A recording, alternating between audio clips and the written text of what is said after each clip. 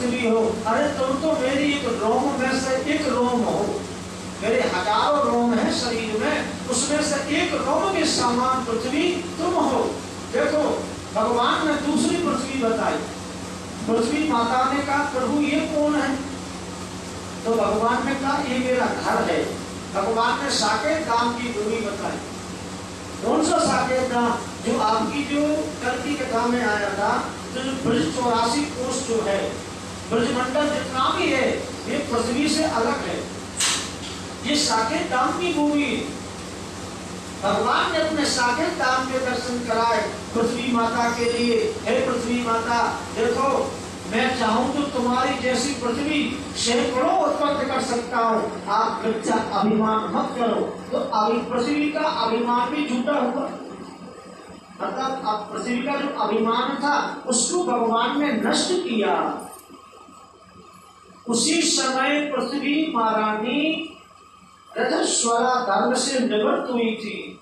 तो भगवान बाराह का और पृथ्वी महारानी का गर्भदान हुआ। जिस समय गर्भदान हुआ पृथ्वी माता के उदर में, उसी समय पृथ्वी माता की दृष्टि कौन की ऊपर थी? असुर की ऊपर, हिरण्याक्ष के ऊपर।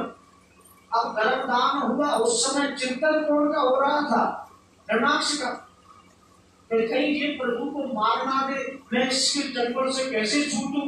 तो कहा जाता है जिस समय गर्भदान होता है, जैसा अपन खाते हैं, जैसा अपन पीते हैं, जैसा अपन सोचते हैं, वही प्रभाव संतान के ऊपर पड़ता है।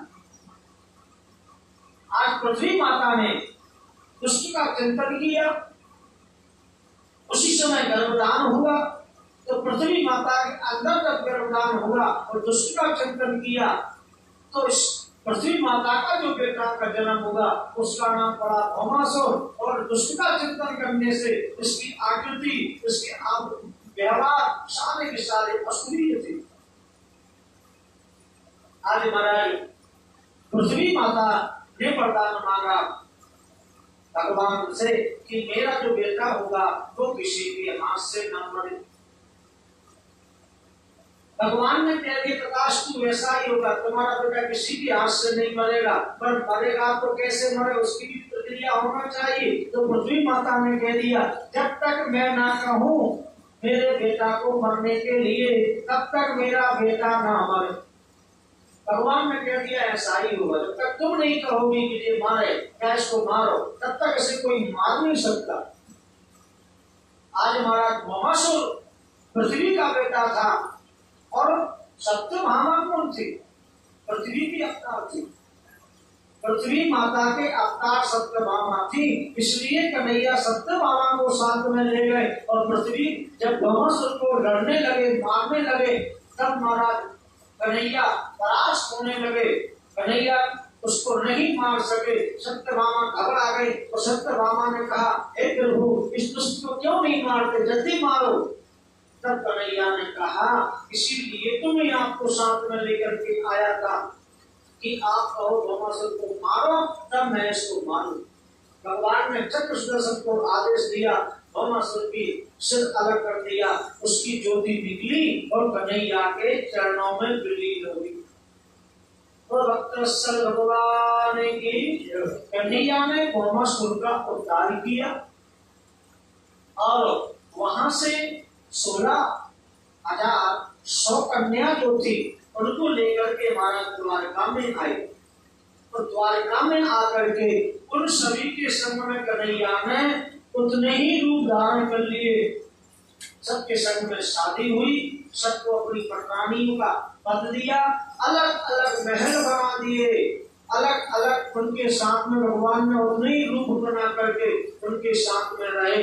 तब कहा जाता है सुखदेव जी ने कहा कि हे राजन, भगवान श्री कृष्ण की 16,108 पटरानियां हैं और एक एक पत्नी से 10 बेटा पैदा हुए। अब गिनती आप लगाना, 16,108 को जो 10 बेटा पैदा हुए तो भगवान श्री कृष्ण के कितने बेटा हुए। और फिर जब एक एक पत्नी से 10 बेटा भय और उन 10 बेटाओं के भी 10 बेटा भय, यानी भगवान श्री कृष्ण की पुत्र, पुत्र के पौत्र, और प्रपौत्र भी ऐसे ही है, नाती कुल का। तो भगवान श्री कृष्ण का कितना बड़ा विशाल परिवार था, इसकी गणना अगर लगाई जाए तो कहा जाता है कि 56 करोड़ यदुवंशी मुकुटधारी राजा थे। अब 56 करोड़ मुकुटधारी राजा थे तो प्रजा कितनी होगी? भगवान का बहुत विराट परिवार था। एक बार नारद जी ने विचार बनाया कि संसार में अगर आनंद लेना है तो संसार में भगवान श्री कृष्ण का परिवार देखने चलो, बहुत लड़ाई हो रही होगी। क्यों? कि इतनी पत्नियां, इतने बेटा, कैसे निर्वाह हो रहा होगा, आनंद लेना चाहिए। तो नारद जी द्वारका में आए। अब नारद जी जैसे द्वारका आए, एक घर में देखा कि कन्हैया क्या कर रहे हैं, तो मालूम पड़ा कन्हैया अपने पत्नी के संग में बैठ के चौपर खेल रहे थे। कन्हैया ने तो देखा, कन्हैया ने नारद जी ने मन में विचार बनाया कि कन्हैया तो यहाँ पर है। दूसरे घर में गए, उस समय जाकर के देखा तो भगवान कृष्ण जो है अपने बच्चों के संग में किलोल कर रहे थे, खेल रहे थे। दूसरे घर में जाकर देखा तो भगवान स्नान कर रहे हैं, और घर में देखा तो भगवान पूजन में बैठे हैं, और दूसरे घर में देखा कि भगवान भोजन कर रहे हैं, और दूसरे घर में देखा कि भगवान सो रहे हैं। मतलब नारद जी जो है एक एक दो दो पांच मिनट एक एक घर में देखा, दूसरे घर में गए, ऐसे करते करते करते करते नारद जी को 1 साल हो गए। द्वारकापुरी में घूमते घूमते 5-5 मिनट उन्होंने एक घर के लिए दिया, तो उनको 1 साल हो गई, पूरे घर नहीं देख पाए। और जैसे ही महाराज लौटने लगे, नारद जी कन्हैया की दृष्टि पड़ गई, अरे महाराज कहाँ जा रहे हो, बहुत दिनों में आयो, आओ आओ आओ।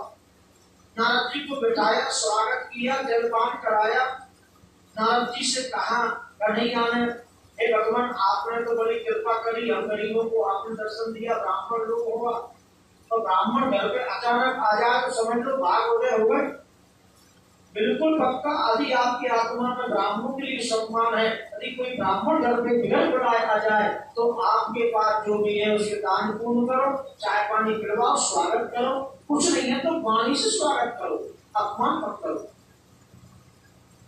नारद जी ने कहा, प्रभु मैं आज नहीं आया, मैं 1 साल से घूम रहा हूँ तुम्हारे घरों में, परंतु 1 साल हो गई मैंने तुम्हारे पूरे घर नहीं देख पाए, मैंने कहीं अशांति नहीं देखी। धन्य प्रभु आपकी लीला, और धन्य प्रभु आप। अरे हम तो एक घर में व्यक्ति नहीं रह पाता है, एक पत्नी है, 2 ठो बेटा है, एक आध बेटी है, तो भी घर में कलह हो रही, अशांतियां हो रही। हम एक परिवार को नहीं चला पा रहे हैं। कन्हैया ने इतने बड़े परिवार को चलाया, कहीं कोई लड़ाई नहीं, कोई छलाई नहीं, क्या आनंद से परिवार था। नारद जी वैसे की वैसे रह गए कि बारे कन्हैया, क्या है तुम्हारा परिवार, क्या है तुम्हारा आदर्श, क्या है तुम्हारे नियम, क्या है तुम्हारे संयम, तुम्हारा सारा परिवार तुम्हारे एक बुद्धि पर है, कोई दुख नहीं, कोई मलाल नहीं, कोई चिंता नहीं, तुम्हारा सत्य बामा ने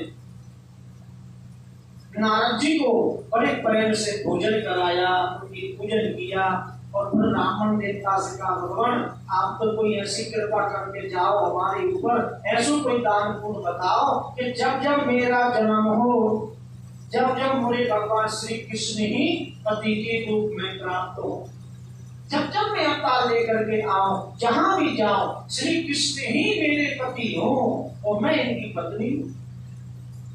नारद जी ने कहा, देवी अगर ऐसी बात है तो शास्त्रों का ये कथन है कि जो वस्तु आपको अधिक प्रिय हो उसी का दान करना चाहिए, तो वो आपको अगले जन्म में प्राप्त हो जाएगी। अब अपन को अधिक प्रिय क्या है? हमें भगवान श्री कृष्ण प्रिय है, तो अपन श्री कृष्ण का इसमें आवाज कैसी आ रही?